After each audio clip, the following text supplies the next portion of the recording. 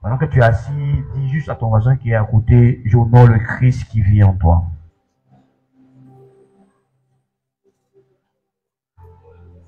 Amen.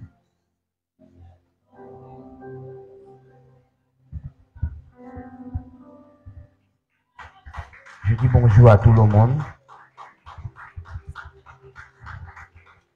Et allez leur dire que je suis en train de faire des choses très importantes. Alléluia.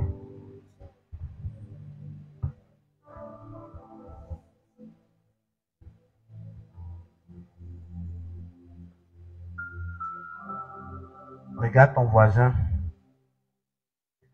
et tu vas lui faire une déclaration, tu vas prononcer une affirmation.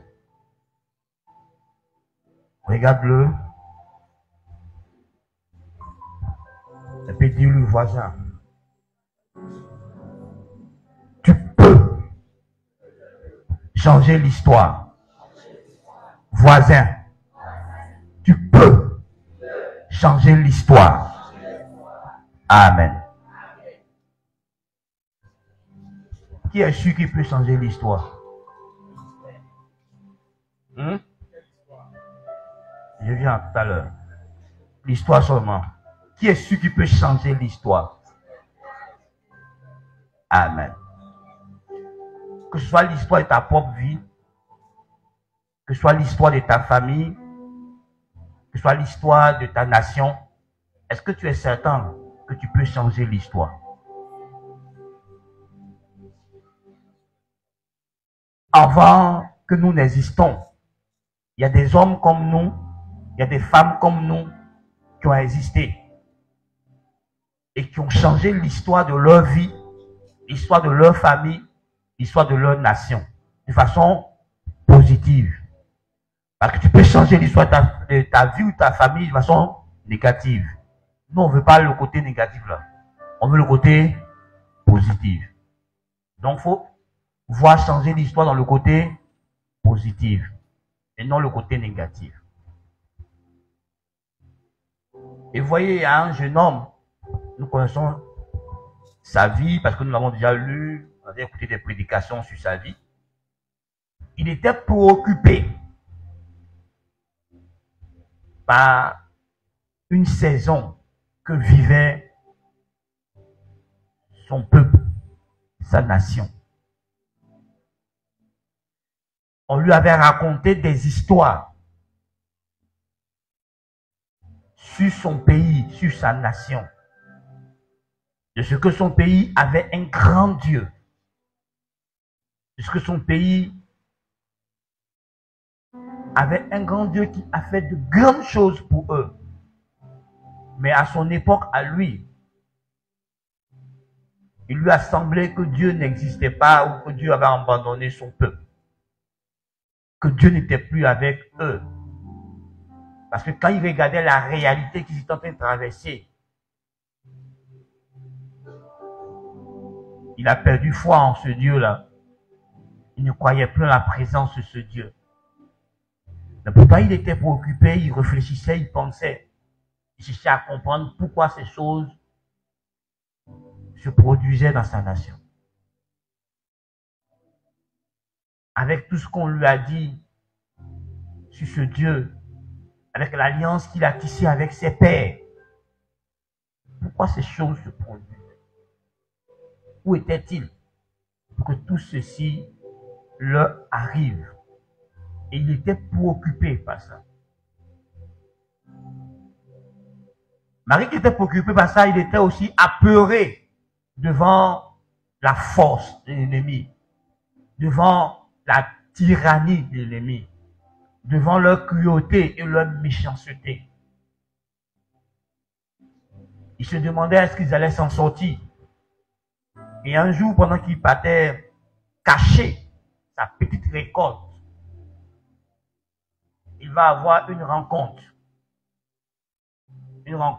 divine avec un être céleste, un être spirituel. Il va avoir la rencontre avec Dieu. Mais Dieu viendra vers lui sous forme d'un ange qu'on appelle l'ange de l'Éternel.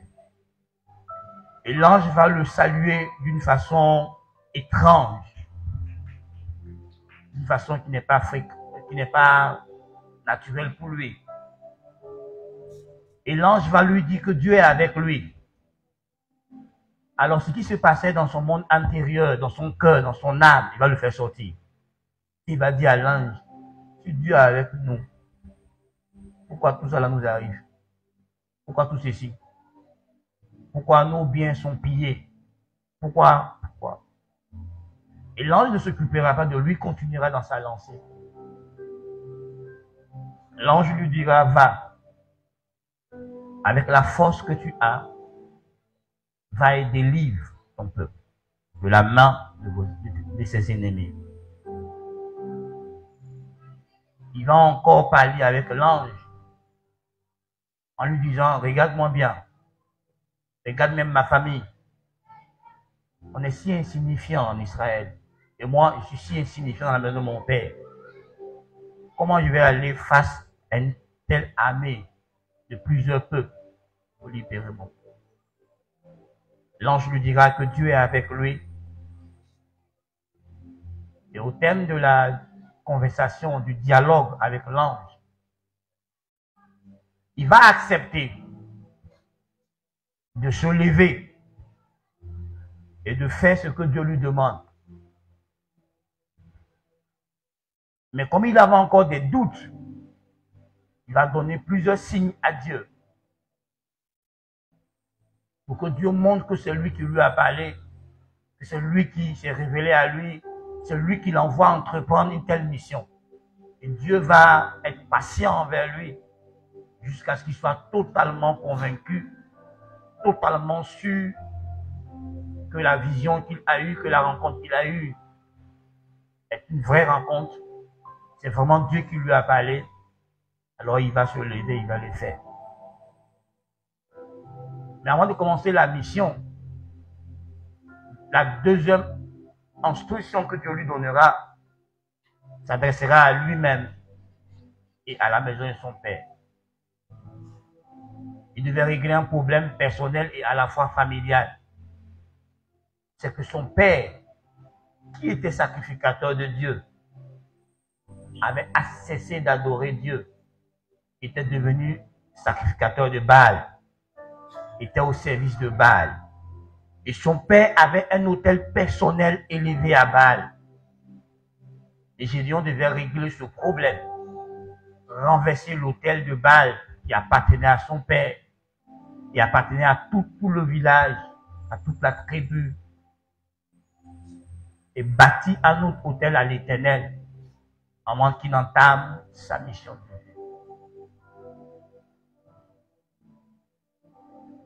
Et Gédéon a changé l'histoire d'Israël. Et durant ces 40 années étant juge en Israël, Israël a connu la paix. Les autres ennemis n'osaient plus attaquer Israël à cause de la renommée de Gédéon. Parce qu'il était un véritable général et un bon leader, un vrai leader, un excellent. Et dans la Bible, il y a encore d'autres histoires comme ça, de femmes, de jeunes gens et d'hommes qui ont changé leur histoire, celle de leur famille et celle de leur nation. Ce matin, je veux que tu comprennes que c'est en ta possibilité de changer l'histoire de ta vie, de changer l'histoire de ta famille, de changer même celle de ta nation. Tu peux ne pas être vu sur la scène dans la nation et puis dans le secret, par tes prières d'intercession, tu peux produire de grands changements dans ta nation. Quand je parle de changement, ce n'est pas que forcément on va te voir comme on a vu Gédéon à la tête. On peut ne pas te voir à la tête, mais Dieu qui te voit dans le secret en train de jeûner et prier, peut utiliser tes prières et tes produire de grands changements dans la nation ou dans la vie de quelqu'un d'autre. Mais vous voyez, pour que Gédéon parvienne à devenir l'instrument que Dieu va utiliser pour changer la nation, pour changer les conditions de vie de son peuple, pour libérer son peuple de l'esclavage, de la domination des Madianites, il fallait que Gédéon lui-même soit transformé, soit changé lui-même. Il fallait que Gédéon lui-même prenne conscience de qui il est, prenne conscience de ce qu'il a en sa possession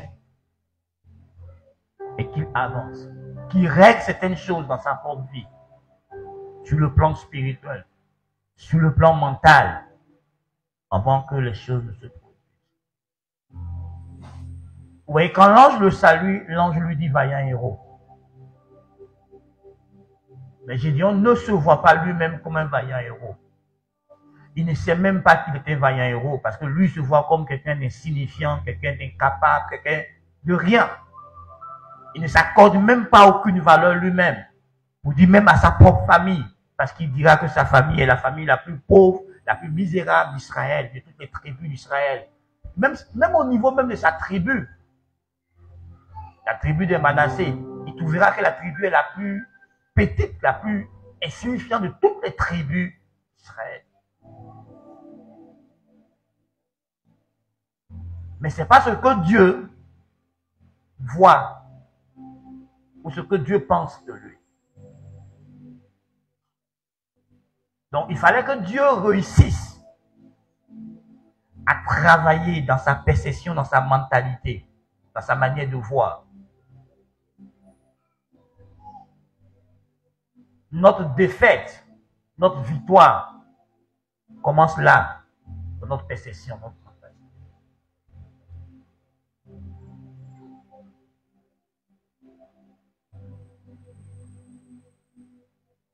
Et Dieu a commencé à parler avec Gédéon pour qu'il prenne conscience de ça. Vous savez, on a tellement vécu des choses dans la vie que pour finir, même ces choses-là nous ont arraché notre identité. Ces choses-là ont programmé en nous des pensées d'échec, de défaite. Donc, à la base, même dans la pensée, on ne se voit pas comme vainqueur, on ne se voit pas comme quelqu'un qui peut réussir, on ne se voit pas comme quelqu'un qui peut traverser telle chose, telle épreuve, on ne se voit pas comme quelqu'un qui peut surmonter ça. On est bloqué là. Et vous voyez, quand Dieu parle avec Gédéon, que Gédéon répond, Dieu ne s'occupe pas des réponses de Gédéon. Dieu continue dans sa lancée. Quand il te dit que, mais moi, qui est avec moi? Dieu lui dit, tu as une force. Quand il dit, je ne suis pas capable de délivrer Israël, Dieu lui dit, tu as une force.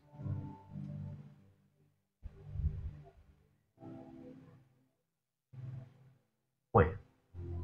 Tu as entendu des paroles où tu as vécu des événements qui t'ont fait croire qu'il n'y a rien de bon en toi.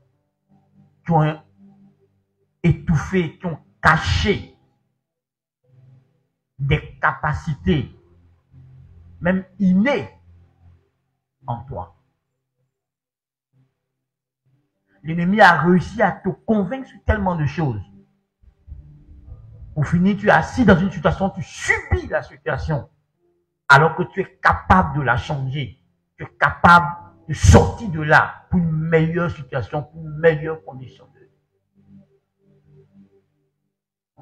Vous voyez, c'est ce même Gédéon qui pensait qu'il ne pouvait pas, après sa rencontre avec Dieu, sa communion avec Dieu, son échange avec Dieu, il sort de là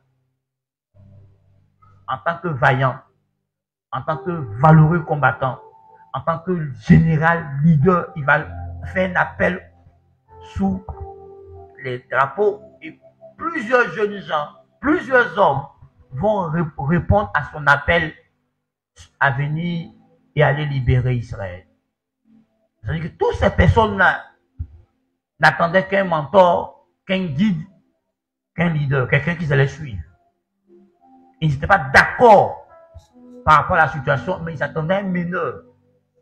Et Gédéon était le meneur. Il était le leader. Mais Gédéon ne savait même pas que en lui sommeillait cette capacité d'inspirer les autres, de convaincre les autres, d'influencer les autres. Parce que ses yeux étaient tellement rivés sur la situation qu'il vivait, qu'il traversait, que cette situation a caché à ses propres yeux ses propres ressources, ses propres capacités. Et Dieu lui dit, tu as une force en toi. Mais Gédéon n'entend même pas. Parce que la réalité dans laquelle il est. Vous voyez, c'est comme la plupart d'entre nous. Bien qu'on prononce, je suis enfant de Dieu, on le dit sans savoir ce qu'on est en train de dire réellement. Bien qu'on dit, moi, je suis un oint de Dieu, Dieu m'a oint, le Saint-Esprit vit en moi, on le dit mais sans savoir exactement ce que nous sommes en train de dire. D'autres même vont plus loin, ils disent j'ai l'autorité de Dieu, je suis une autorité spirituelle. Mais il dit qu'il est une autorité spirituelle sans savoir exactement ce que tout ça, ça implique réellement. Oh, moi, je suis une femme de foi, je suis un homme de miracle. Mais quand les crises arrivent et qu'il doit opérer dans le miraculeux, il oublie qu'il a déclaré qu'il était un homme de miracle. Ouais, là, Gédéon a oublié qu'il était enfant de Dieu, qu'il appartenait au peuple de Dieu, que Dieu était son Dieu. Ouais, si tu veux changer ton histoire, c'est possible. Si tu veux aider quelqu'un à changer son histoire, c'est possible. Si tu veux changer l'histoire de ta nation, c'est possible. Qui est d'accord que la Côte d'Ivoire a des prophéties magnifiques et merveilleuses sur sa destinée? Dieu a parlé sur la Côte d'Ivoire. Mais est-ce que toi, tu regardes à ce que Dieu a dit, moi tu regardes à l'Occident?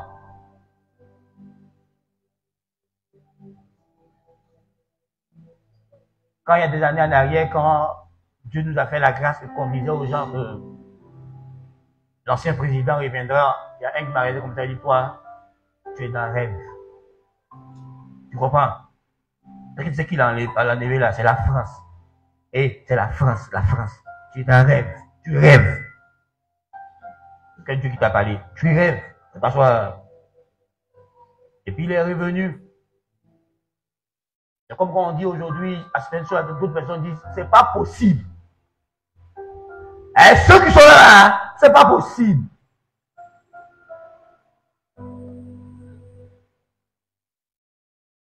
Parce que tu ne crois pas en ce que Dieu a déclaré.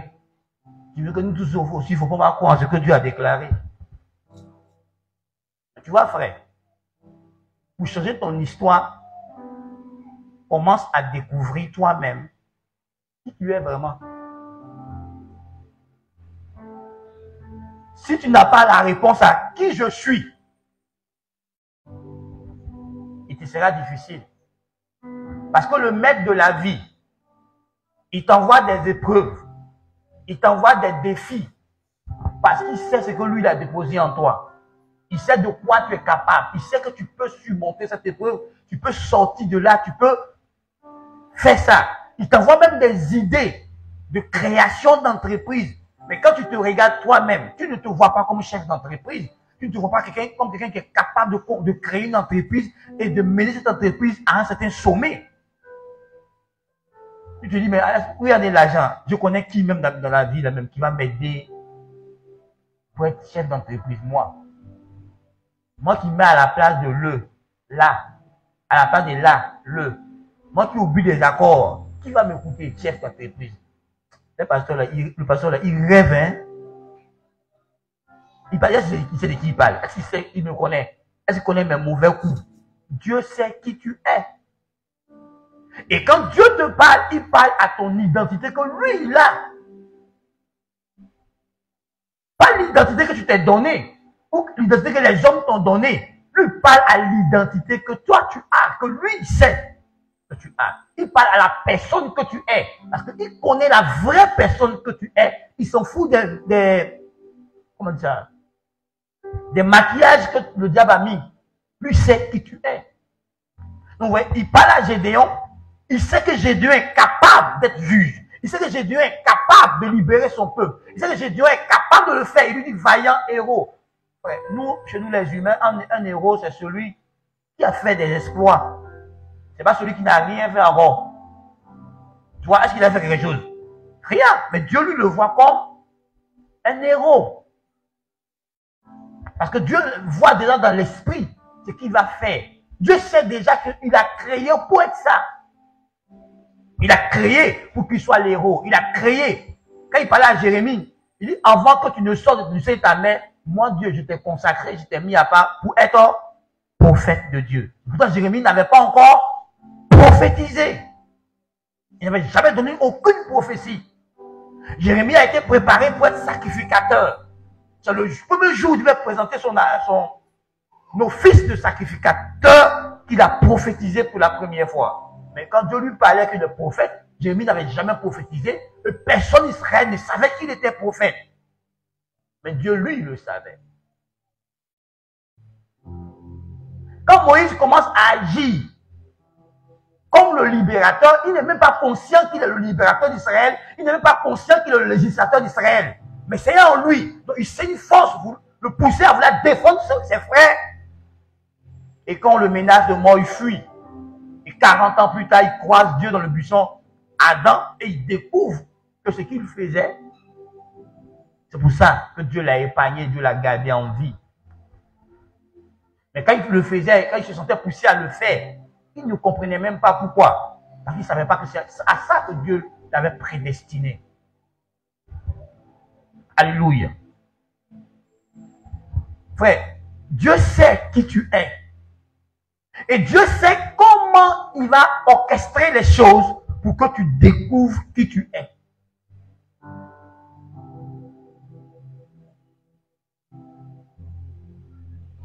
Frère, vous voyez, où j'arrête là.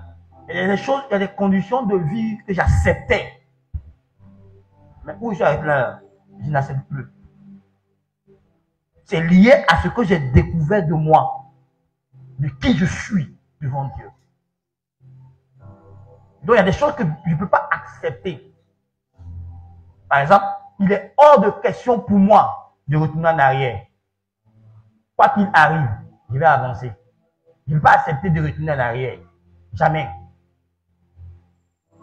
À cause de ce que je sais de qui je suis. Frère, il y a des traitements que les gens t'ont donnés parce que tu ne sais pas qui tu es. Gédéon subissait, acceptait la situation parce qu'il ne savait pas que lui, Gédéon, était la solution de la situation. Il était celui qui pouvait résoudre le problème. Il était celui qui pouvait retirer son peuple de cette souffrance. Gédéon n'était pas conscient de ça. Il ne le savait pas. Que lui, Gédéon, il était celui qui devait résoudre la situation. Il cherchait un autre libérateur. Il cherchait un autre juge. Il cherchait quelqu'un d'autre qui allait le faire. Or, c'est lui qui devait le faire. Mais comme il ne savait pas que c'était lui, et c'est ce qu'il était, alors il cherchait quelqu'un d'autre.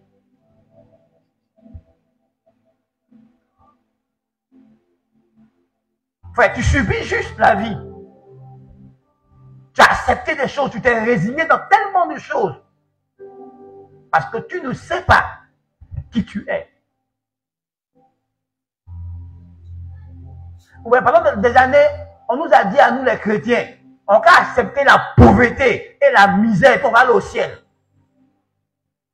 Mais la Bible dit que, en Ecclésiaste, que la sagesse du pauvre est quoi? Est méprisée. Est-ce qu'on écoute l'église en Côte d'Ivoire? Est-ce qu'on n'a pas la sagesse? On est pauvre. On n'a rien. Dans d'autres pays, l'église a compris ça. L'église arrive à un sommet. L'État écoute l'église. Quand l'église dit non, l'État s'arrête.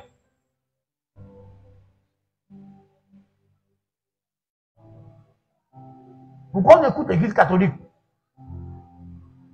C'est un pays dans un pays. L'église catholique est riche. Le Vatican est riche. Ils sont utiles à la nation. Vous les évangéliques, c'est le bruit que vous avez fait. Vous n'impactez rien. Vous ne changez rien. Vous n'apportez rien à la nation. Mais vous voulez qu'on vous écoute. On vous écoute pourquoi? Pour vos bruits que vous faites là.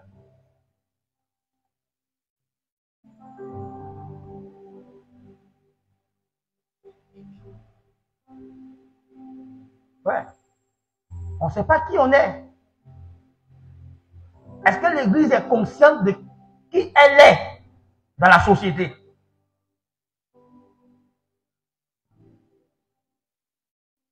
L'Église ne sait pas qui elle est. Il y a des femmes qui peuvent amener leur mari à des sommets dans la vie. Mais comme elle ne sait pas qui elle est, comme elle ne sait pas qu'elle est une femme de prière, une femme d'autorité, et que par ses prières, elle peut ouvrir des portes, elle peut transformer la situation de son mari, elle peut le niche. Et son mari stagne.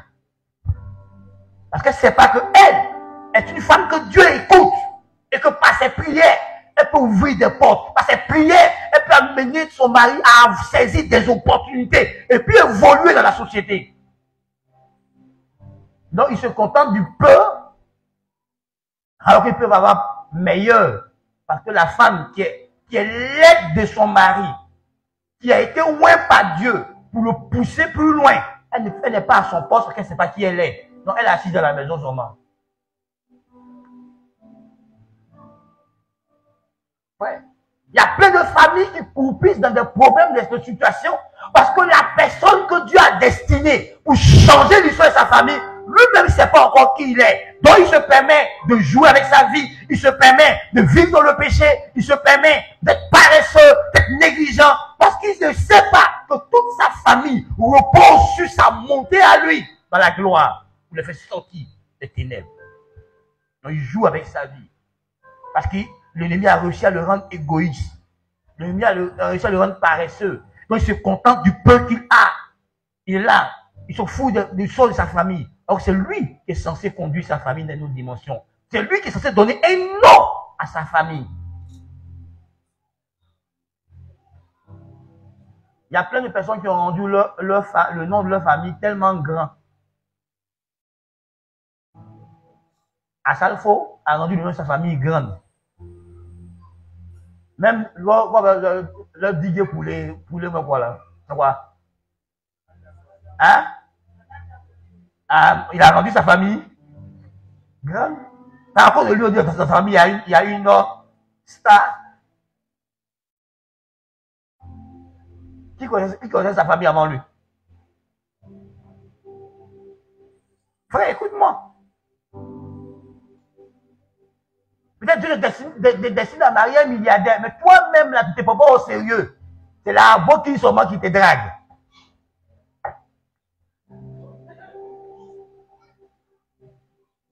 Et puis, chose bizarre, quand les bonnes personnes viennent là, tu les chasses. Et puis, c'est les gars bizarres, les gars eux-mêmes qui ne s'en sortent pas, qui ne se retrouvent pas, qui ont des problèmes là. C'est eux que toi tu aimes, mais si tu es convaincu, tu dois les changer. Viens les changer, oh. Attends, ils sont en train de t'enfoncer. Et tu les changes. Frère, parce que tu ne sais pas qui tu es.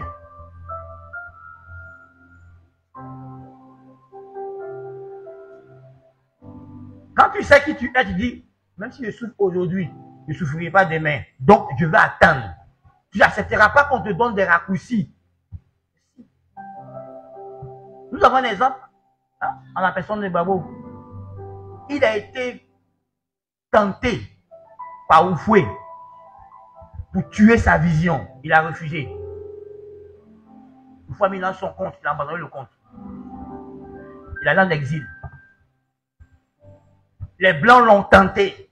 Quand il est au pouvoir, les gros films lui ont apporté de l'argent. Il appelle son ministre de l'économie et des finances. Il dit, ils ont donné l'argent de la Côte d'Ivoire ici là pour récupérer.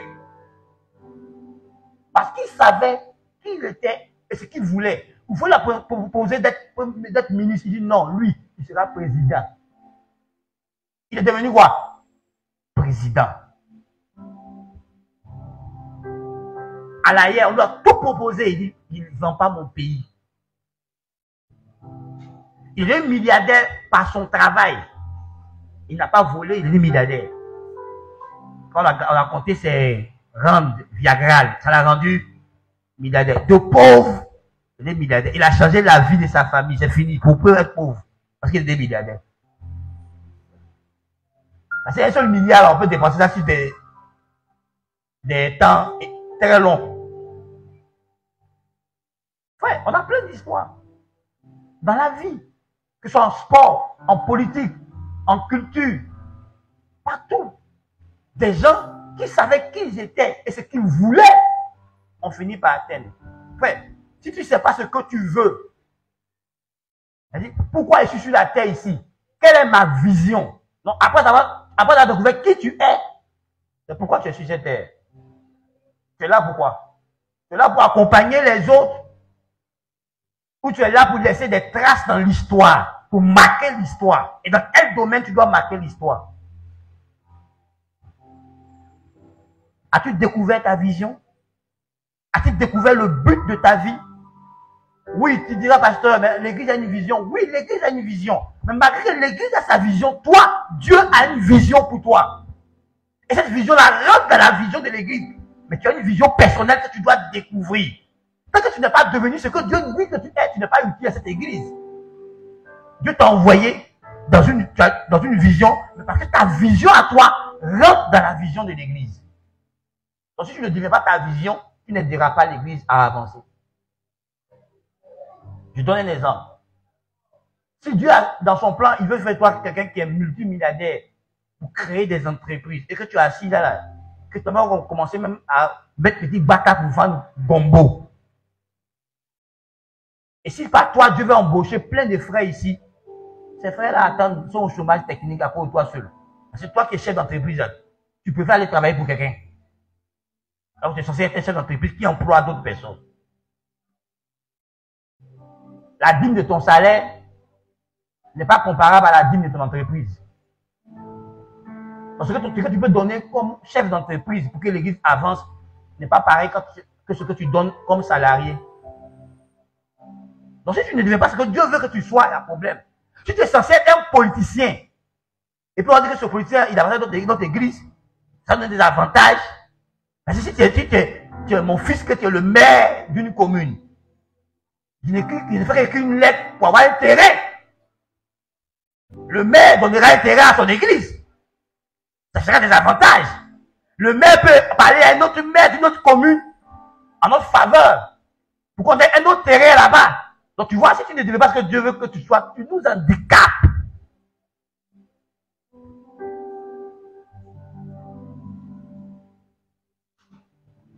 Est-ce que Dieu parle bien ce matin? Donc tu vois, tu peux changer l'histoire même de ton église. Au lieu qu'on cotise. Si vous avez un seul milliardaire ici, est-ce qu'il n'avait pas signé un petit chèque pour nous donner un petit terrain, le cotiser pour 50 millions sur un an? Mais comme on a des milliardaires ici, là, on est obligé de cotiser un peu. Enfin, tu vois, c'est qu'on pouvait faire un bon, on est obligé de faire aller comme une torture. Parce que quelqu'un qui est censé être dans une dimension financière pour aider l'église n'est pas dans la dimension. Donc l'église subit. Parce que toi, tu n'es pas en train de devenir ce que Dieu dit que tu es. Quelqu'un que Dieu veut utiliser dans le domaine du miraculeux. Ton don de miracle, tu as mangé placali, un copain avec ça. Or, si ton don de miracle se manifestait, il y a des types de personnes qui allaient être attirées. Parce que toi, ton don de miracle allait attirer des âmes. Ton don de guérison allait attirer des âmes. Ton don de prophétie qui est en train d'exceller allait attirer des âmes. Ton don de gagneur d'âme allait attirer des âmes. Donc tu vois, tu handicapes l'église. Quand tu n'es pas ce que Dieu veut que tu sois, le membre que Dieu veut que tu sois, parce que tu es loin de ce que Dieu veut que tu sois. Tu handicapes ta famille, tu handicapes l'église, tu handicapes ta nation.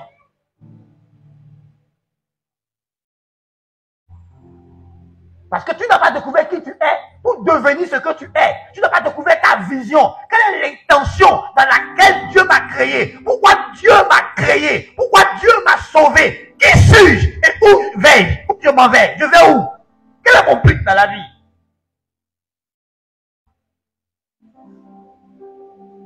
Oui, je dois découvrir au travers du vaillant héros. Il a découvert qu'il est le leader de son peuple.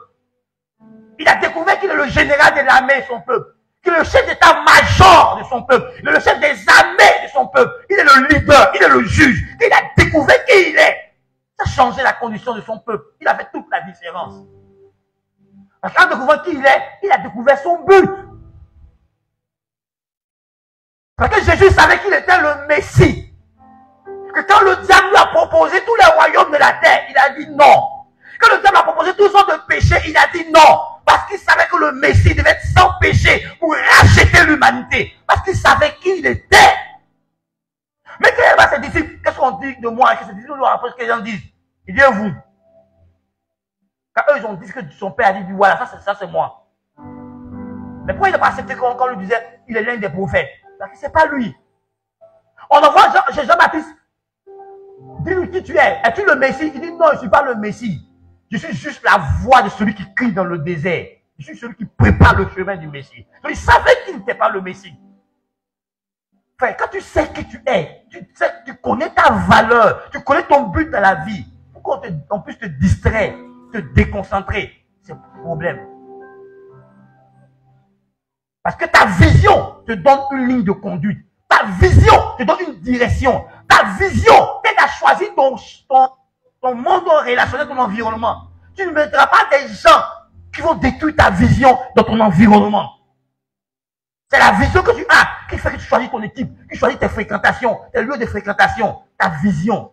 C'est pourquoi tu te bats, où tu veux arriver, ce que tu veux devenir. Quand tu ne seras pas sur la terre, ce que les hommes diront de toi, c'est ta vision qui déterminera le genre de personne que tu es. C'est pas toi qui fais la vision, c'est la vision qui te fait. Donc, quand tu n'as pas découvert ta vision, tu ne deviendras pas celui que tu dois être. Mais c'est ta vision qui va fomenter ta personnalité. C'est là que tu vas développer les caractères, les valeurs, les convictions qui t'aideront à atteindre ta vision. Quand tu sais, par exemple, que je suis un chef d'entreprise, tu apprendras la culture de la ponctualité, tu apprendras la culture de développer sa créativité pour être quelqu'un qui innove, parce qu'un chef d'entreprise qui n'innove pas, son entreprise ne va pas évoluer. Tu vas commencer à te rendre compte que, et en fait, je suis chef d'entreprise. Oh, je suis ingénieur de formation, mais je sais que je suis chef d'entreprise. Mais je n'ai aucune notion dans le leadership. Je n'ai aucune notion sur la gestion. Tu vas te mettre à t'informer en tant que chef d'entreprise pour que tu saches ce que c'est que la gestion, comment on gère une entreprise, comment on gère le personnel, comment on gère les finances, comment on gère les conflits dans l'entreprise, comment on gère les nouvelles idées, comment on gère les projets.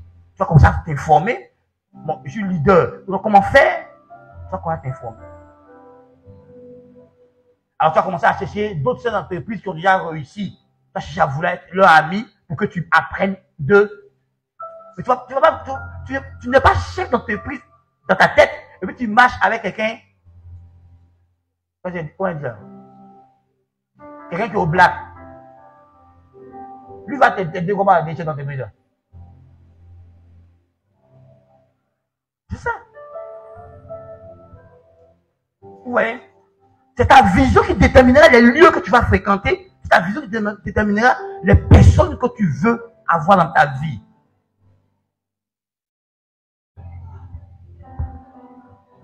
Tu peux être une femme d'affaires et tu t'entoures de personnes qui ne rêvent pas de devenir des personnes d'affaires, des femmes d'affaires. Elles sont dans la distraction. Et quand tu parles de tes projets, tu dis, ma soeur, on peut arrêter de rêver. Elles vont tuer ton rêve. Parce qu'elles n'ont pas ça dans la tête.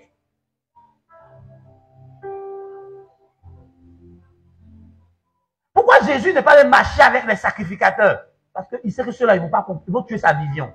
Pourquoi il a cherché des gens qui ne savent rien pour leur apprendre? Regardez ce qu'ils sont devenus après 3 ans de formation. Ils pouvaient aller en paix au ciel. Il était certain que ces 12 disciples allaient accomplir sa mission. Mais pourquoi? Parce qu'il les a formatés, les a forgés pour être ce genre de personnes qu'il voulait qu'ils soient. Quand il les prenait, ils n'étaient pas ce genre de personnes. Mais par rapport à la vision, il a construit. Frère, pourquoi tu ne formes pas tes enfants? Pourquoi tu n'as pas de vision?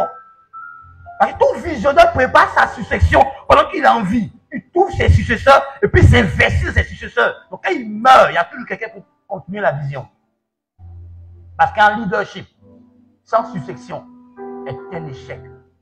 Un leader qui meurt, il n'a pas laissé de successeur, il a échoué dans son leadership.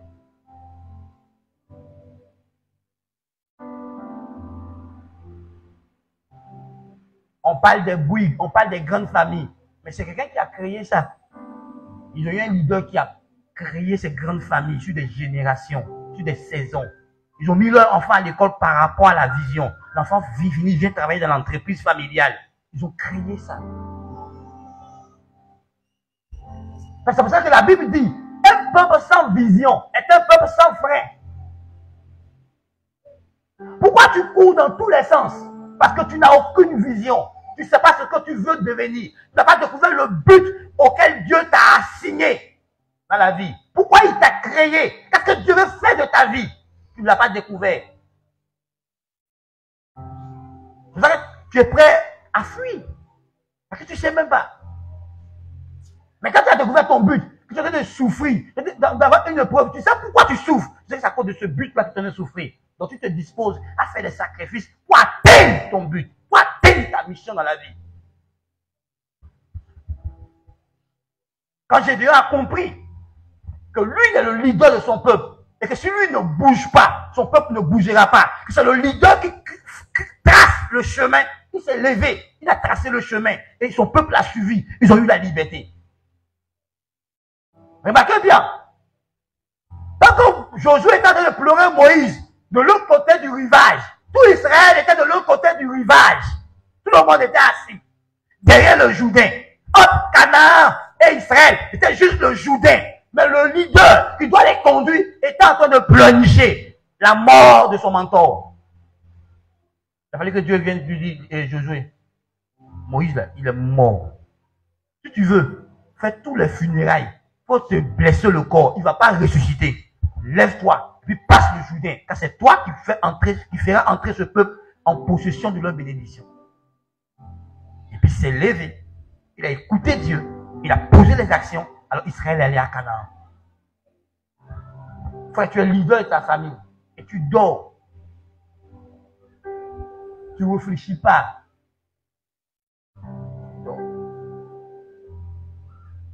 Quand Gédéon a compris que lui, c'est lui qui doit changer ça, il s'est levé puis il a changé. Moi, il dit aux pays africains, notre secours ne viendra pas de l'Europe.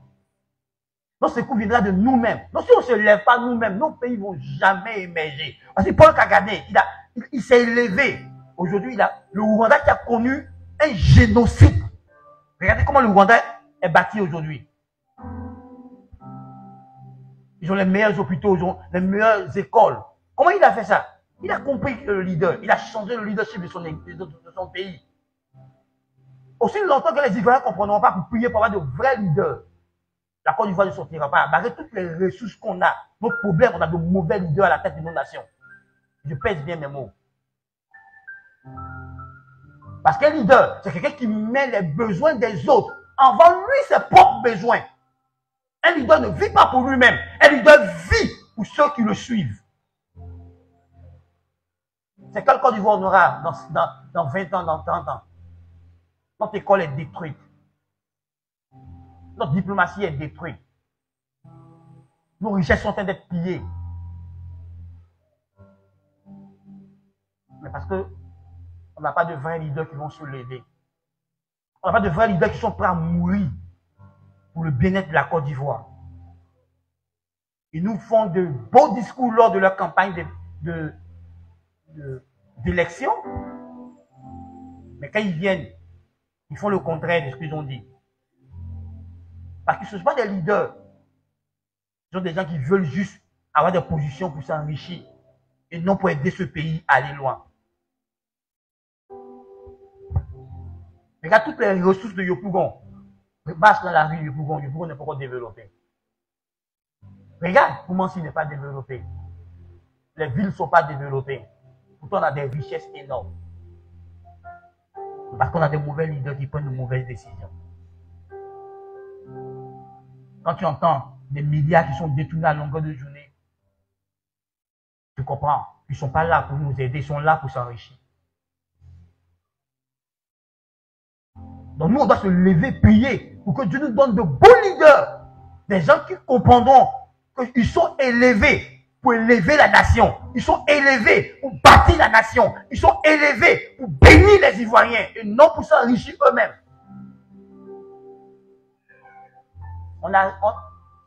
Il y a tout ce qu'on on veut que notre nation soit un pays puissant et libre, un pays élevé. En Côte d'Ivoire, il y a tout.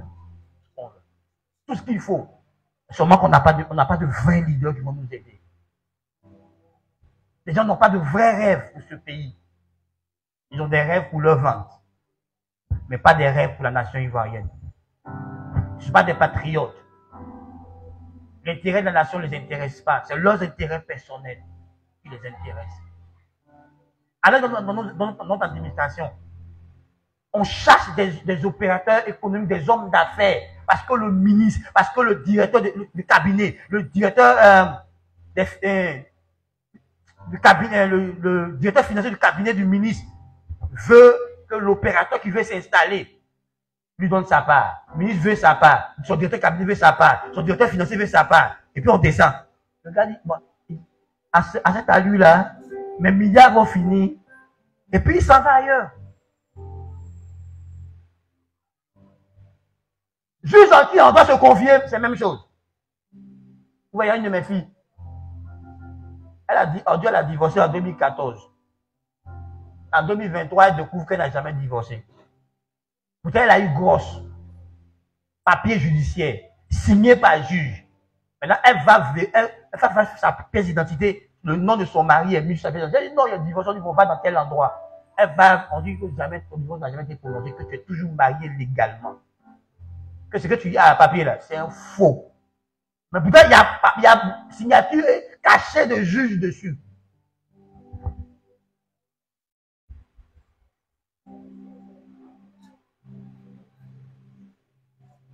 Ah, vous voyez ce que je veux dire? Juge a signé. Non, quand on prend l'instance qui gère ça, ils disent qu'eux, ils n'ont jamais eu de papier qui prouve qu'elle a divorcé. Donc, elle est toujours mariée. Donc, ils ont fait scénario pour lui donner. Donc, elle est toujours mariée au monsieur. Donc, si elle s'est mariée, elle s'était mariée, on l'a accusée de bigamie. Pourtant, elle va croire qu'elle a divorcé. Donc, tu vois, mon frère, tu dois payer bien immobilier, tu peux avoir papier de ta mère, puis papier que de ta mère, là, c'est pas vrai. Donc, il faut toujours vérifier à la source que ton nom est vraiment écrit à la cadastre là-bas. Est-ce qu'il est souche là, que tu es propriétaire terrain. Il y a un monsieur, il y a un groupe de personnes qui font ça. Comment ça s'appelle, pasteur? Pasteur quoi c'est? Des gens qui viennent, qui arrachent terrain des gens. Quand dans le ministère, tu découvres qu'ils sont propriétaires. Ouais, le nom. Les malacas. Ils t'arrachent ton pacte. Ils viennent d'abord, ils te proposent de l'argent pour payer ton terrain. Quand tu dis non, un matin, ils viennent, ils commencent à casser, ils vont commencer à construire. Quand tu te plains, quand tu vas à la source, tu es étonné. Tous les papiers portent leur nom. Ils le font en complicité avec des agents du ministère de la Construction. Quand on paye nos terrains, on donne nos pièces d'identité, tout. Eux, ils profitent, puis ils changent tout ça là-bas. À la source. Tu vas à la source, ils ont changé. Toi, tu as papier, et puis eux, leur papier est meilleur que pour toi. La date sur le papier, là, c'est avant toi tes papiers. Donc, dans la justice, légalement, tu ne peux pas récupérer ton bien. C'est à la base, ils ont fait la corruption.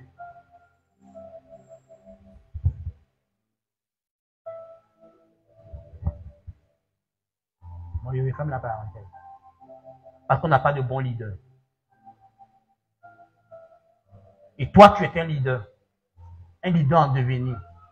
Tu peux changer quelque chose. On est combien ici à vouloir élever notre niveau d'intégrité, à élever notre vie pour que Dieu nous utilise pour changer des choses dans nos familles, dans nos maisons, dans notre nation. On est combien à rêver comme ça? Pourtant, Dieu compte sur toi et moi. Nous sommes la lumière du monde, la lumière de nos familles. Mais comment? C'est parce qu'il y a une lumière comme nous dans notre famille et la famille est dans les ténèbres encore. Parce qu'on n'est pas encore entré en fonction.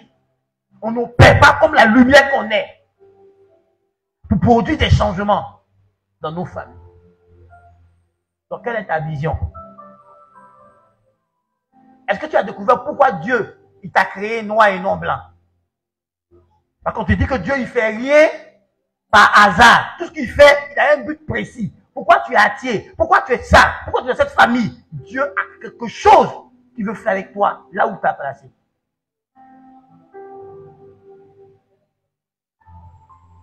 Alors frère, Qui es-tu? Quel est ton but? Tu veux changer l'histoire? Découvre qui tu es. Découvre ton but. Tu veux changer l'histoire? Réponds à cette question.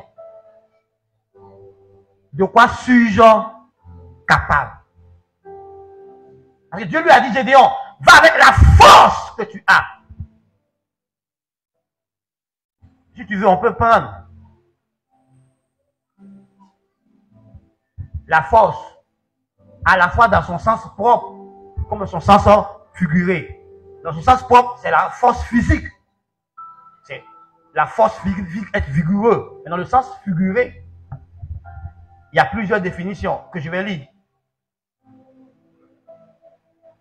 Première définition, c'est l'aptitude à réfléchir, à concevoir, à produire, en parlant de l'esprit, de l'imagination et du génie. Vous voyez, Gédéon a produit des stratégies de guerre. Il a lié 300 personnes en guerre. Il a produit des stratégies de guerre pour remporter la bataille. Donc, il était capable de concevoir des stratégies de guerre. Frère, qui ici, Dieu n'a pas créé avec la capacité de réfléchir? Lève ta main. Qui n'est pas capable de réfléchir? Qui n'est pas capable d'apprendre? Dieu t'a créé la capacité d'apprendre, la capacité de réfléchir. Tu as des pouvoirs en toi, des facultés en toi. Tu es né avec. Tu as la capacité d'imaginer, de rêver, de créer. Parce que Dieu a fait de toi créateur. Tu as la capacité de créer, d'inventer. C'est en chacun d'entre nous. Parce qu'on est créé à son image. Et tu es assis sur ta situation. Et puis tu as réfléchi sur ta situation. Tu as retenu ta situation dans tous les sens. Et tu vas trouver des solutions concrètes pour sortir de ta situation. Tu t'es écarté de tout le monde, tu es quelque part. Puis tu as réfléchi sur ta vie. Avec l'aide de Dieu. Et tu ne dois pas trouver des solutions pour améliorer ta vie, pour améliorer ton travail, pour améliorer ton mariage, pour améliorer ceci. Tu es sûr. Tu as la capacité de réfléchir. Tu l'emploies combien de fois? Combien de fois tu t'assois pour réfléchir profondément sur ta situation, pour sortir de là, pour trouver des solutions concrètes pour que tu sortes. Les gens qui conçoivent des idées, qui conçoivent des plans d'action, et qui s'en sortent. Quelle est la différence entre eux et toi? La seule différence, c'est qu'ils ont pris conscience de leurs capacités et ils les emploient. Toi, tu as tes capacités, tu ne les emploies pas. Tu peux réfléchir. C'est une force, la réflexion. Ton esprit, il y a du génie en toi. Mais tu refuses de le faire sortir. Tu es capable de certaines choses que tu refuses de faire. Écoute-moi, frère. Tu es né intelligent. Il n'y a pas quelqu'un ici qui n'a pas de l'intelligence. La différence, c'est comment tu utilises ton intelligence. Sinon, nous tous, Dieu nous a créés avec l'intelligence. On est tous intelligents. Mais le niveau d'information que tu as te permet de mieux utiliser ton intelligence. La Bible dit, si tout va mal, assieds-toi et réfléchis. Et puis, une autre version dit en proverbe que celui qui réfléchit à tout trouve le bonheur. Donc, l'une des clés pour trouver le bien-être, l'une des clés pour trouver le bonheur, l'une des clés pour trouver la prospérité, c'est la réflexion. Et à nous tous, Dieu a de la capacité de réfléchir. Tu as l'aptitude de réfléchir. Mais est-ce que tu l'utilises? Est-ce que tu l'emploies? Tu es capable de beaucoup de choses. Dieu a mis ça en toi. À toi de découvrir ton potentiel, tes capacités, tes ressources. D'autres même sont allés à l'école. Ils ont appris d'autres choses. Ils ont appris des compétences. Ils ont ajouté des compétences à leur capacité naturelle et spirituelle. Tu as des talents en toi qui peuvent te faire sortir de ta situation. Tu as des compétences. Tu as appris des choses que tu n'utilises pas. Écoute-moi. Quand ils ont encaissé Jésus et Pierre sur l'impôt, Jésus a dit à Pierre d'aller pêcher. Mais pourquoi il lui dit d'aller pêcher? Pierre était capable de pêcher. Il a utilisé cette capacité. Il a trouvé du poisson. Dans le poisson, il a trouvé de l'argent. Il a payé leur impôt. Regarde-toi, frère. Les païens n'ont pas l'intelligence spirituelle. Les païens n'ont pas la sagesse spirituelle. Mais regarde comment ils s'en sortent. Avec la sagesse humaine et autres. En nous, on a cette même sagesse que eux, ils ont. On a cette même intelligence que eux, ils ont. Et puis, on en a en plus encore la sagesse spirituelle et l'intelligence spirituelle. La sagesse spirituelle, c'est ce qui vient de Dieu. Donc, c'est la sagesse supérieure, l'intelligence supérieure. Toi, tu as accès à la sagesse supérieure. Tu as accès à l'intelligence supérieure. Et tu n'es pas capable de concevoir un programme de restauration, un programme de délivrance, un programme de liberté, un programme d'enrichissement. Tu n'es pas capable de concevoir un programme de développement personnel, un programme de développement de communauté. Pourtant, tu as la capacité en toi, tu as la sagesse de Dieu en toi, l'Esprit de Dieu habite en toi.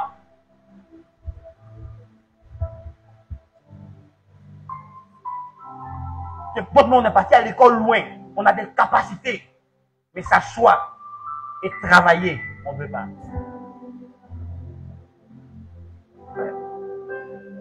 Est-ce que Dieu parle à quelqu'un ce matin? Tu peux changer ton histoire. Tu peux changer ça avec ta famille.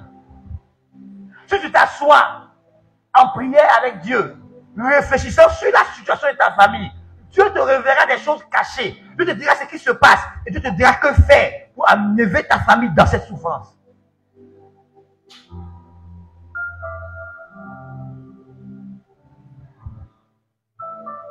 Pour renverser nos nations, des gens s'asseyent et réfléchissent et montrent des plans pour renverser nos nations.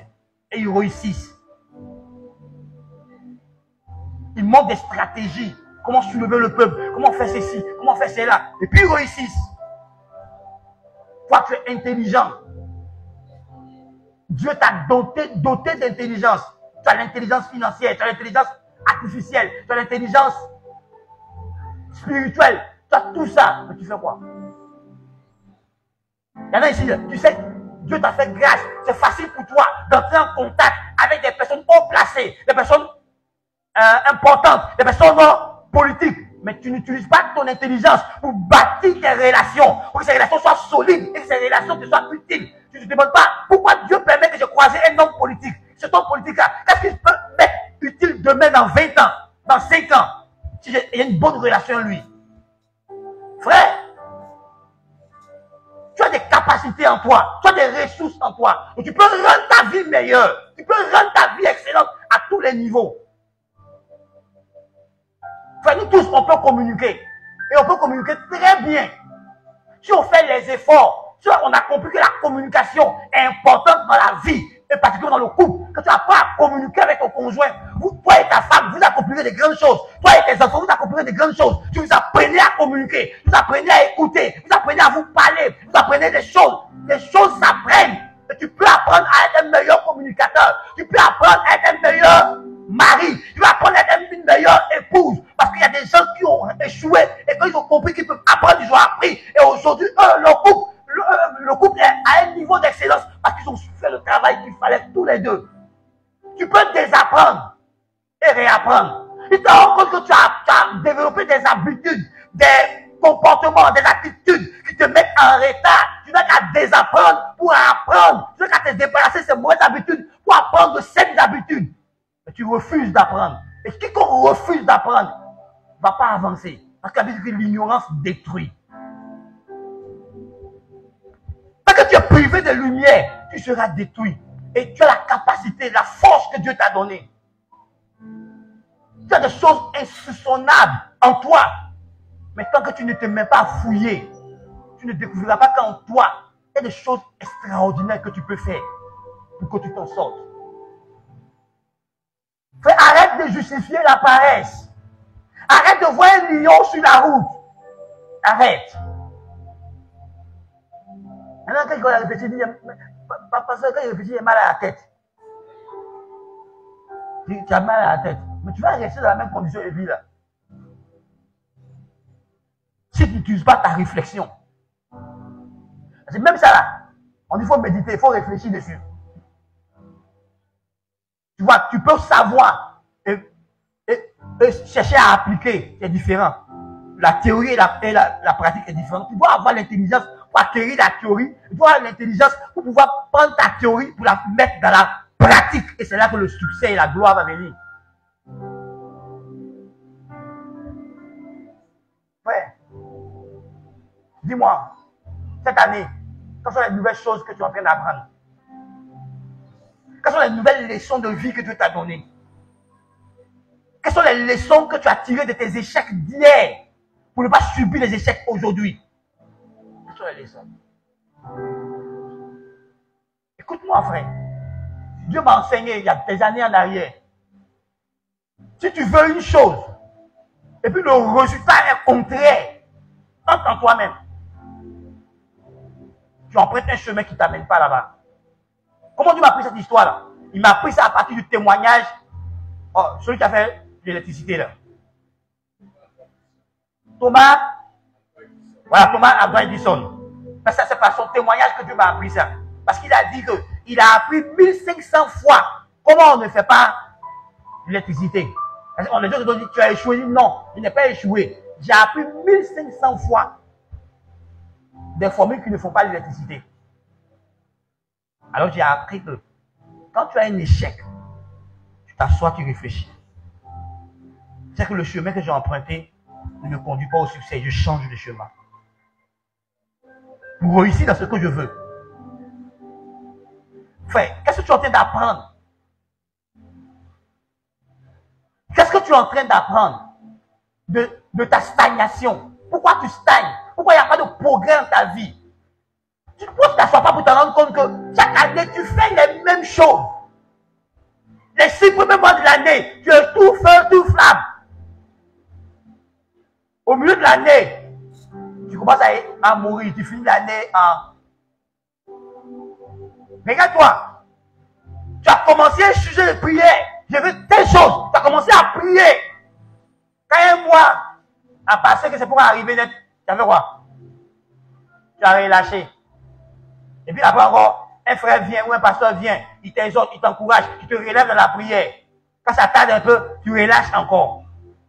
Pourquoi tu ne changes pas tes habitudes? Je prie comme ça, parce qu'il n'y a pas de résultat. Depuis là, chaque jour, je prie juste 30 minutes, je prie juste 40 minutes, je prie juste 15 minutes, je prie juste 1 heure. Mais les résultats ne viennent pas. Pourquoi tu ne pries pas 2 heures? Pourquoi tu ne pries pas 3 heures? Pourquoi tu ne pries pas toute une nuit en prière pour un changement? Tu continues de prier 30 minutes. Rien n'avance dans ta vie. Pourquoi tu ne lèves pas ton niveau de prière? Pourquoi tu ne lèves pas ton niveau de connaissance? Pourquoi tu ne lèves pas ton niveau de foi pour avoir plus de grands résultats?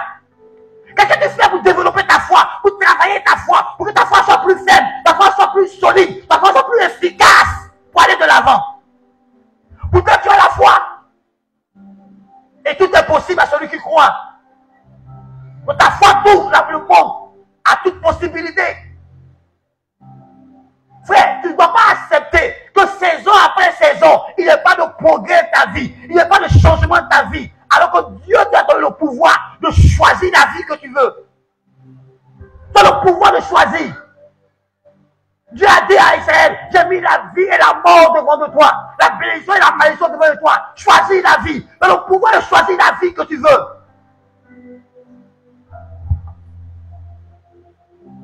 Si tu veux être permanent dans la victoire, tu peux choisir de devenir un homme vainqueur, une femme victorieuse. Tu veux dire, alors le succès, tu as choisi le succès. Et si tu as choisi le succès, tu feras ce qu'il faut pour que tu réussisses ta vie, pour que tu sois un homme à succès. Tu as le pouvoir de choisir. Tu as le pouvoir de penser. Tu as le pouvoir de décider. La Bible dit que le succès répond à tes résolutions. Le succès répond à tes propres décisions. Ils sont fermement arrêtés.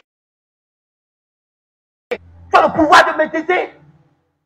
Tu as le pouvoir de comprendre. Même de comprendre les choses invisibles. Parce que Dieu te donne l'intelligence spirituelle. Tu peux comprendre les choses spirituelles. Tu peux lire les choses spirituelles. Tu as l'intelligence spirituelle. Tu peux comprendre. Tu as l'intelligence intellectuelle. Tu peux comprendre. Tu peux comprendre. Va avec le pouvoir qui est en toi. Tu as l'onction en toi. Tu as le Saint-Esprit en toi.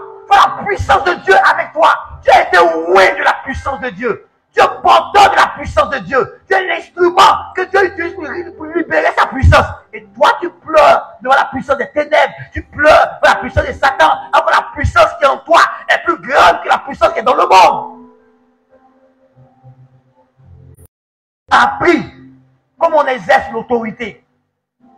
Comment on parle à la nature. comment on parle aux circonstances, comment on parle aux démons.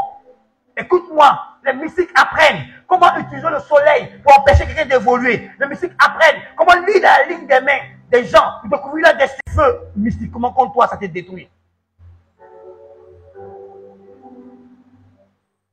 Frère, il n'y a rien. C'est notre niveau d'ignorance. Je suis enfant de Dieu. Oui, tu es enfant de Dieu. Mais est-ce que tu sais ce que ça veut dire? Ce que représente un enfant de Dieu?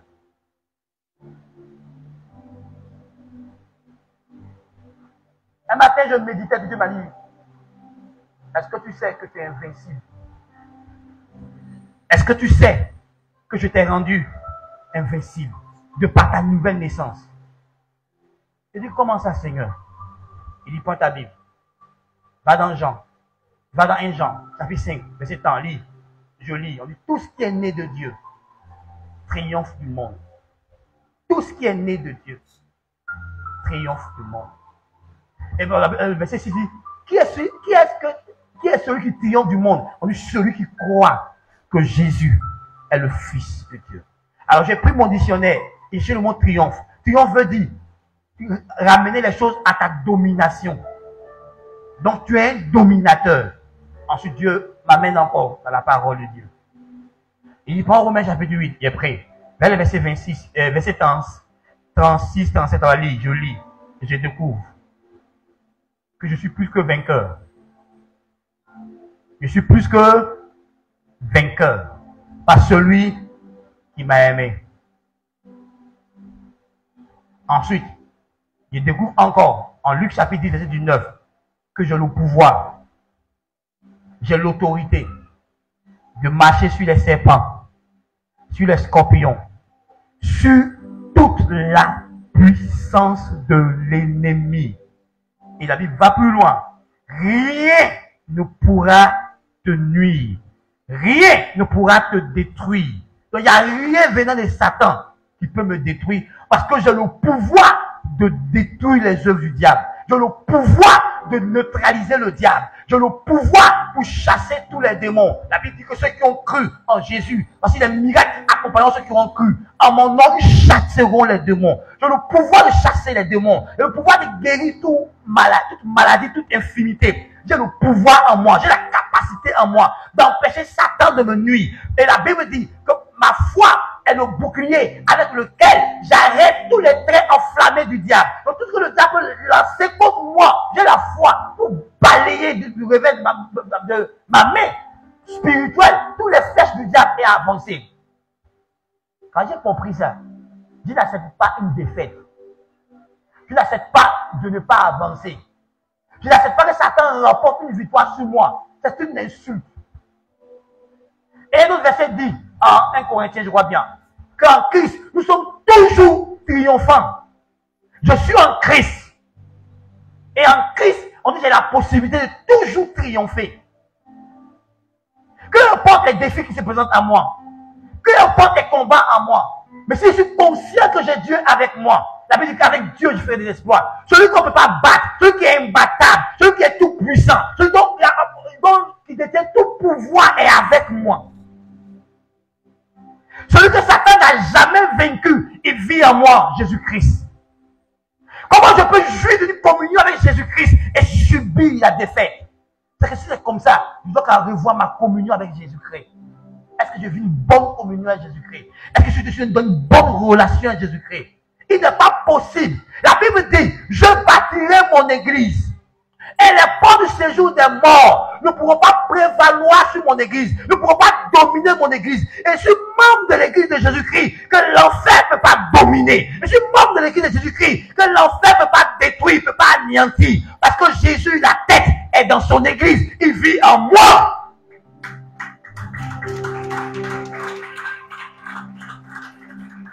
Alors si ça ne va pas,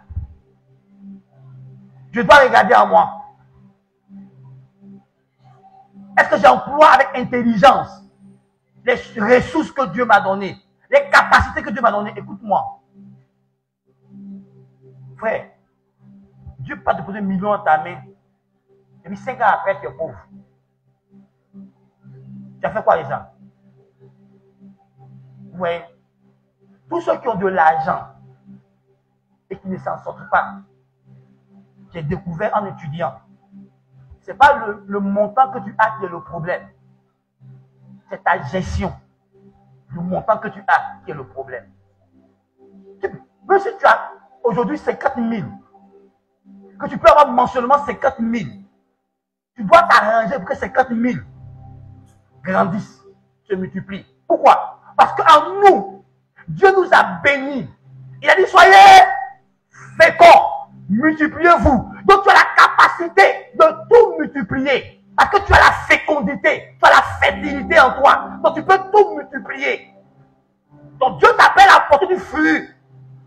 Donc toi, frère, quand tu as 100 000, que tu vis au-delà de 100 000, il y a problème.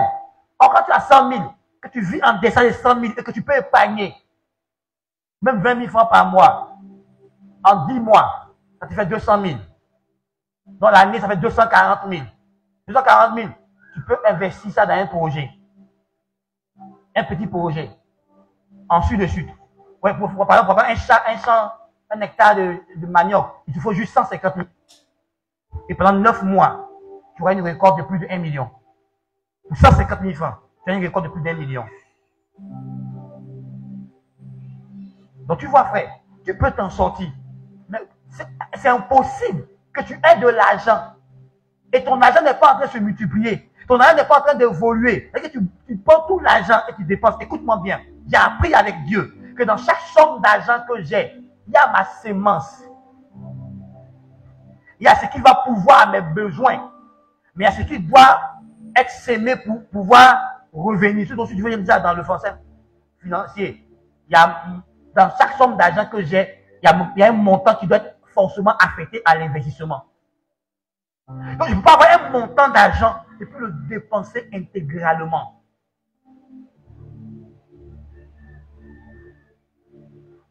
Parce que vous savez, les charges que nous avons, c'est nous qui les établissons. Qui a choisi la maison où tu habites?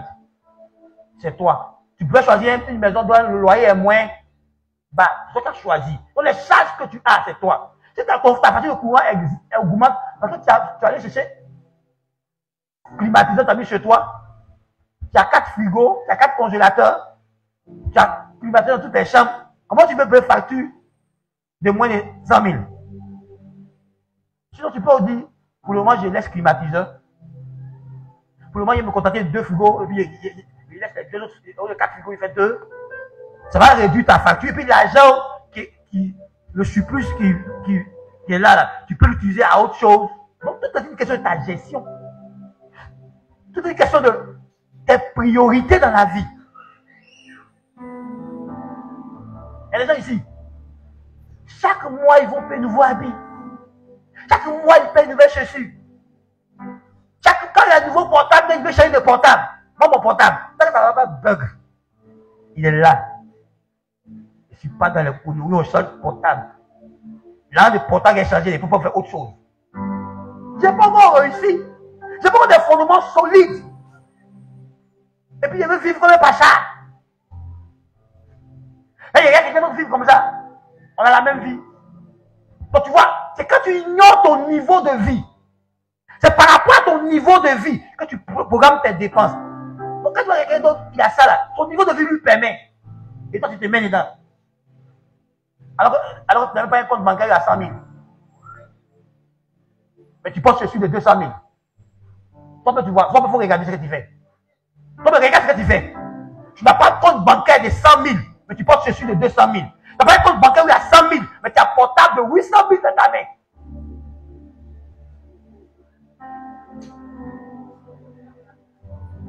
Hein? Tu comprends ce qu'il dit là? Il faut bien comprendre ce qu'il dit. Mais il va dire le mot. Comment tu as dit le mot? Tu n'as pas un compte bancaire de 100 000, mais dans ta chambre, il y a au moins 5 chaussures de 150 000, 150 000, 150 000. 5 chaussures, il y en a. 5 chaussures de 200 000. Quand on regarde là, il y a 1 million qui est couché là comme ça, chaud. Tu n'as pas 100 000 francs dans ton compte bancaire. Tu n'as même pas un bien immobilier en ton nom. Tu n'as rien. Même petite portion de terrain, tu n'as pas. Mais tu as 1 million couché là en chaussures. porter les chaussures là, ça te donne quoi?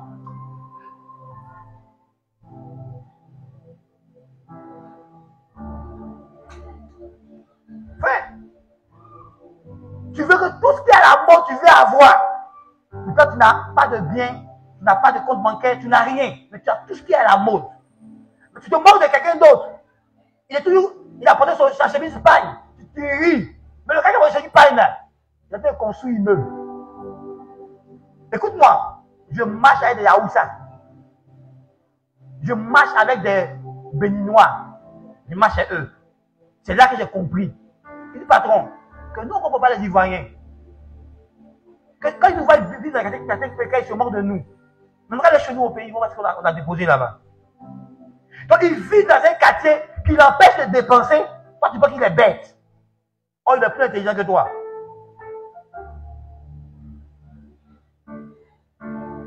Quand ils commencent à marcher, eux, j'ai découvert l'intelligence financière.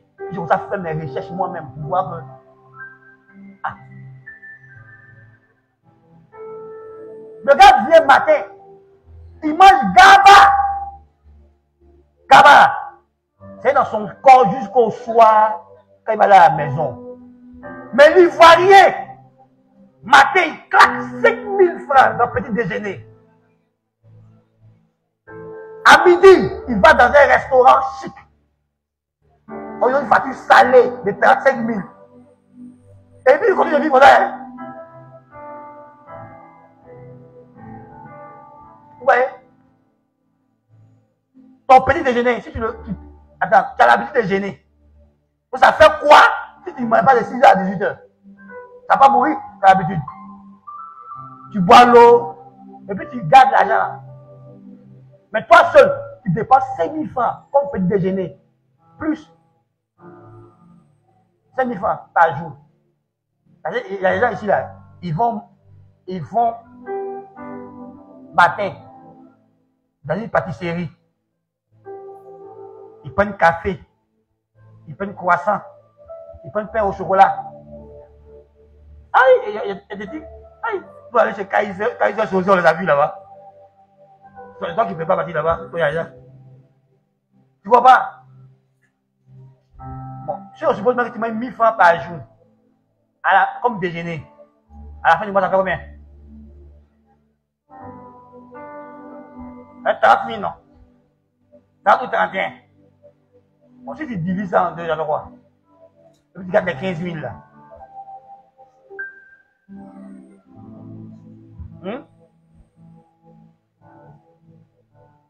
Parce que tu veux faire un projet, mais tu n'as personne pour t'aider.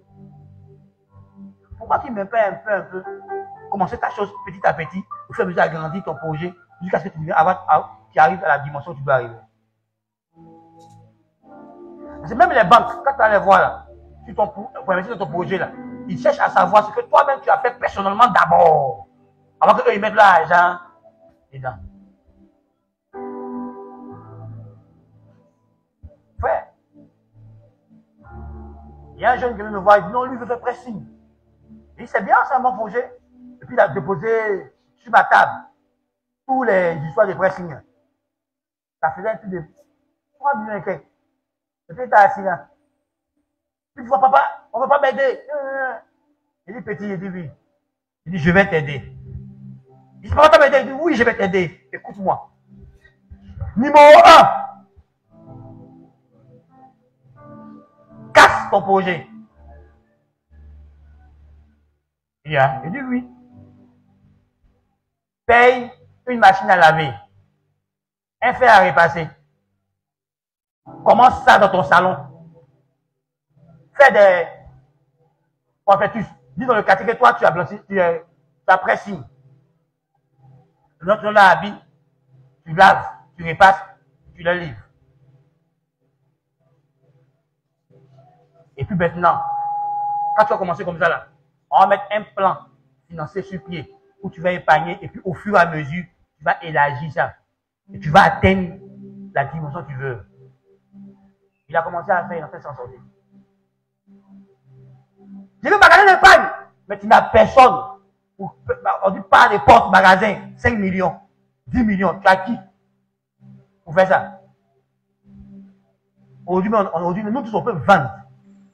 Chez toi, à la maison. Tu es à la maison et puis tu vends.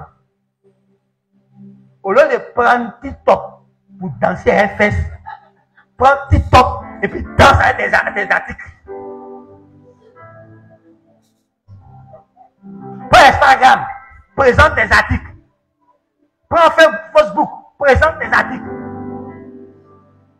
Les gens vont voir, ils vont passer commande. Tu prends la tâche avec un livreur, il les livre. Au lieu de t'asseoir matin, tu es assis devant l'écran de télévision, et puis tu zappes. Prends tes pagnes, mets sur tes épaules, fais porte à porte. Les Haoussa font ça, et tu vois ça. Il est tombé malade, eux sont tombés malades. C'est pas même homme comme toi. Il faut en faire. Parce que tu veux pas, tu nourris ta paresse et tout. Tu vois, frère, que tu peux changer ton histoire. Tu as la capacité en toi. Tu as Dieu avec toi. Il a dit à Gédéon, va, je suis avec. Bon, je vous pose la question. Vous savez combien de personnes ont fait les exploits? Vous savez combien de personnes ont fait les exploits? Répondez à ma question. Vous savez combien de personnes ont fait les exploits?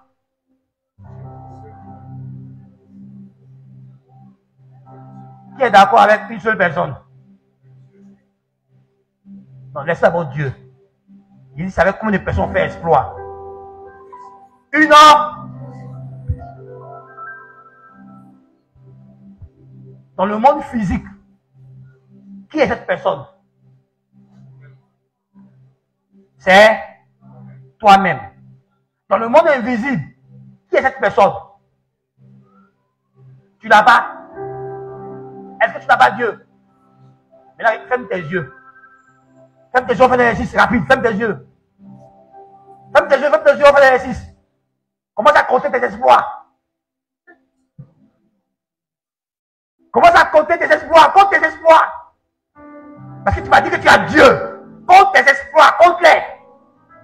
Ça fait 5 ans que tu marches avec Dieu. 10 ans que tu marches avec Dieu. 20 ans, 15 ans, 3 mois, 1 mois. Compte tes exploits. Tu as fait combien d'exploits? Sur le plan spirituel, sur le plan financier, sur le plan intellectuel, sur le plan relationnel, sur le plan moral, matériel. Quels sont tes exploits? Tu as Dieu avec toi. Tous les jours, tu parles à Dieu. Tu transportes Dieu partout où tu veux. Il vit en toi.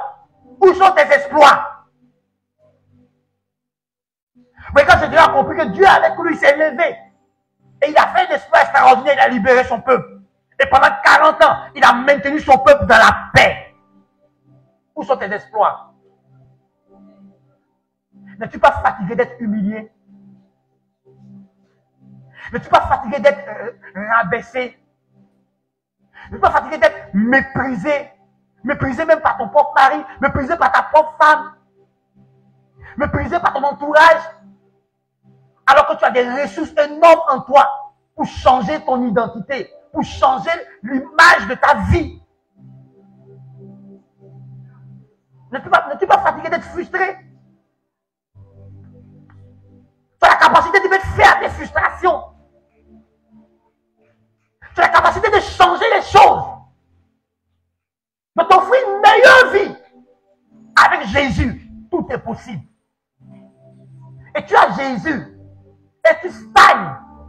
Tu as Jésus, et il n'y a pas de progrès dans ta vie. Tu as Jésus, et tu n'as pas de nouveaux témoignages dans ta vie. N'es-tu pas fatigué de garder Jésus comme un ornement dans ta vie? Pourquoi tu ne laisses pas Jésus agir pour toi? Pourquoi tu ne laisses pas Jésus être en mouvement dans ta vie? Pourquoi tu ne places pas toute ta confiance à Dieu? Tu ne mets pas tout ton sang dans tes mains et laisser Jésus agir. Partout où on laissé Jésus agir, il y a eu un témoignage. Partout où on laissé Jésus agir, il y a eu prodige, il y a eu miracle, il y a eu changement. Quand la femme qui a la paix, c'est 12 ans, était fatiguée de sa situation, quand elle a entendu parler de Jésus, qui a laissé Jésus agir, ça se fait à changer. Tu l'as dans ta vie, tu as le Christ, le Dieu qui fait des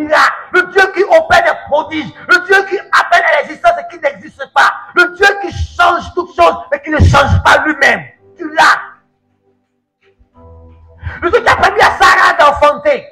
Le Dieu qui a permis à cette femme, elle a passé 12 ans, de retrouver sa valeur, sa dignité. Le Dieu qui a permis à Fatimé de voir à nouveau. Tu l'as dans ta vie. Le Dieu qui ne change pas, qui est immuable, qui est le même hier, aujourd'hui et éternellement. Ce Dieu qui a guéri des lépreux, qui a permis à des drogués de devenir des hommes excellents. Le Dieu qui a libéré des gens de la prostitution, qui a libéré des gens de l'idolâtrie, du fétichisme, de la malédiction. Des gens te rendent témoignage de ce que Dieu a fait dans leur vie, où Dieu les a trouvés, où Dieu les a retirés. Tu as le même Dieu, tu as le même Jésus. Il vit en toi, frère. Mais il ne produit pas les mêmes effets. Pourtant, il t'aime autant qu'il a aimé les autres. Jésus est étouffé en toi. Tu refuses de lui faire confiance.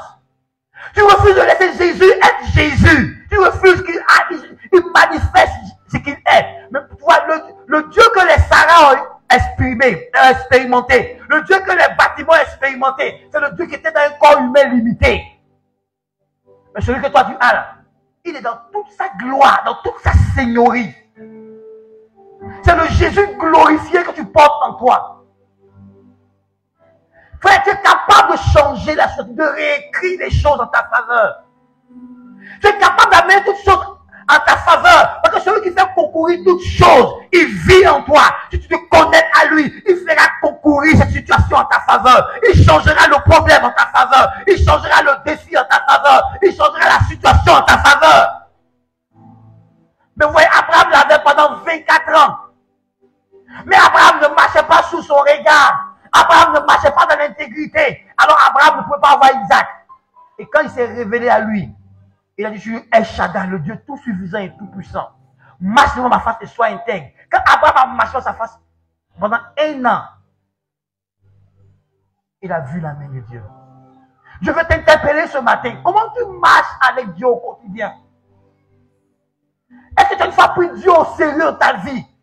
Est-ce que tu as une fois bâti une marche sérieuse où jour après jour, tu te gardes pur, tu obéis au Seigneur, tu marches avec Dieu et ta vie n'a pas connu de progrès et ta vie n'a pas connu de changement? C'est pas possible. Si c'est mon Dieu dont tu parles là, c'est pas possible. Tu ne peux pas marcher lui au sérieux et tu ne verras pas les traces de la présence de Dieu manifestées dans ta propre vie et au travers de ta vie.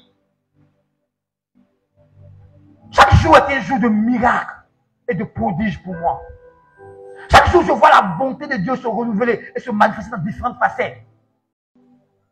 Elle dit, c'est bon, tout le monde a quitté là. Je vais traiter Dieu moi-même. Elle allait traiter Dieu elle-même. Son humiliation et stérilité a été changée en gloire. Elle est féconde jusqu'à 7 reprises. Tu l'as. Tu peux ouvrir de grandes portes devant toi.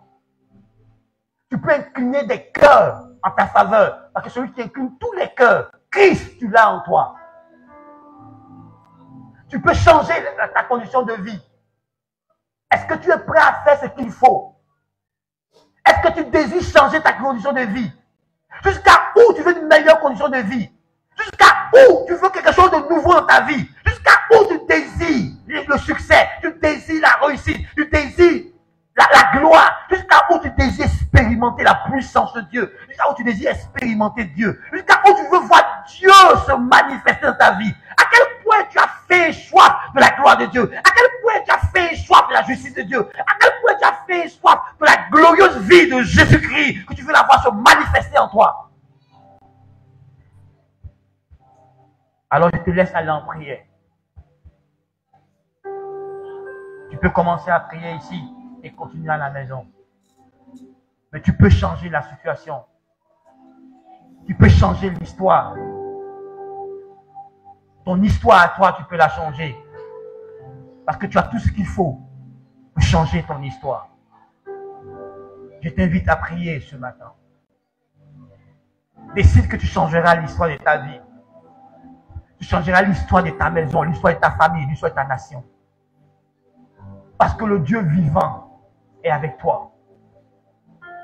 Celui qui est la résurrection et la vie est avec toi. Frère, tu peux changer tes conditions.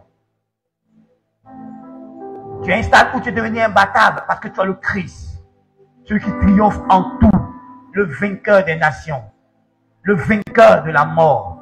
le vainqueur par excellence, c'est ton Dieu. Le plus grand, c'est ton Dieu. Et il vit en toi. Il est plus grand que ceux qui sont dans le monde. Tu peux réécrire les choses. Tu peux améliorer chaque jour tes conditions de vie.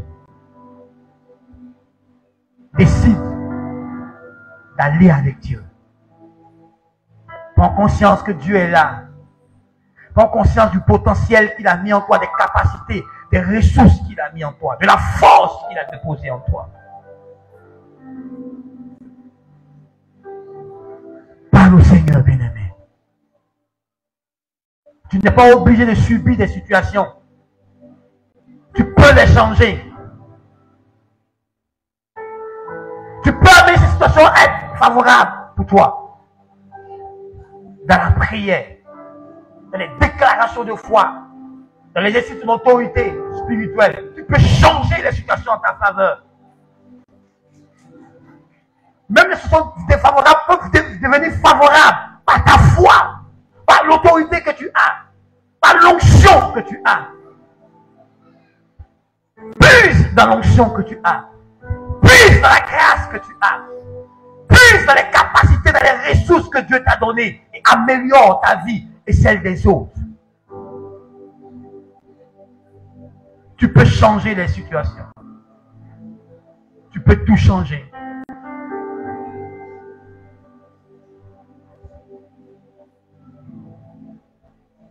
Alléluia.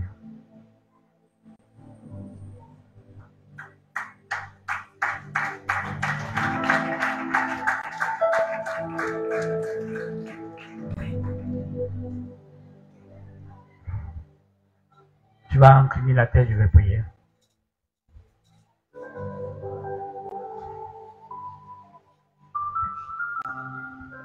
Père, je veux que le Saint-Esprit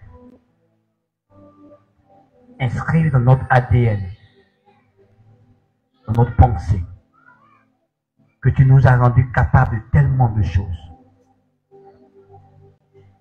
Et que nous sommes capables de réécrire, de changer l'histoire. L'histoire de notre vie, l'histoire de notre famille, l'histoire de notre église, notre communauté, l'histoire de notre nation et même l'histoire de l'humanité. Seigneur, donne à chacun de voir ses capacités latentes en lui. Ces choses extraordinaires que tu as cachées en lui, que tu as déposées en lui. Donne à chacun de découvrir pleinement son identité et d'en être conscient. De découvrir sa vision, ce pourquoi il a été créé, ce pourquoi il est sur terre. De découvrir de quoi il est capable. Et de découvrir ta présence à ses côtés. Afin que nous puissions cultiver, entretenir ces choses. Et que ces choses nous donnent la capacité de tout changer. Dans notre monde et dans le monde autour de nous. Seigneur, je prie que tu nous donnes de nous révolter. Parce qu'une meilleure vie, une vie plus excellente que celle que nous vivons maintenant nous attend devant. Donne-nous de nous relever et d'agir sur aujourd'hui pour que demain soit excellent et meilleur. Donne-nous de nous détacher du passé et de prendre au sérieux aujourd'hui et de faire ce qu'il faut aujourd'hui.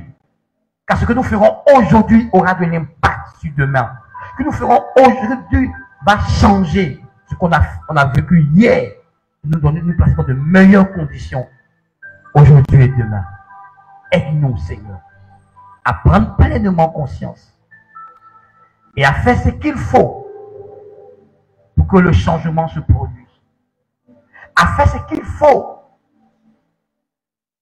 pour qu'une nouvelle histoire soit écrite pour nous et pour ceux qui nous sont chers et pour notre nation et pour l'humanité. Merci, Père, de nous aider à prendre de vraies décisions, de vraies résolutions. Au nom de Jésus-Christ. Amen.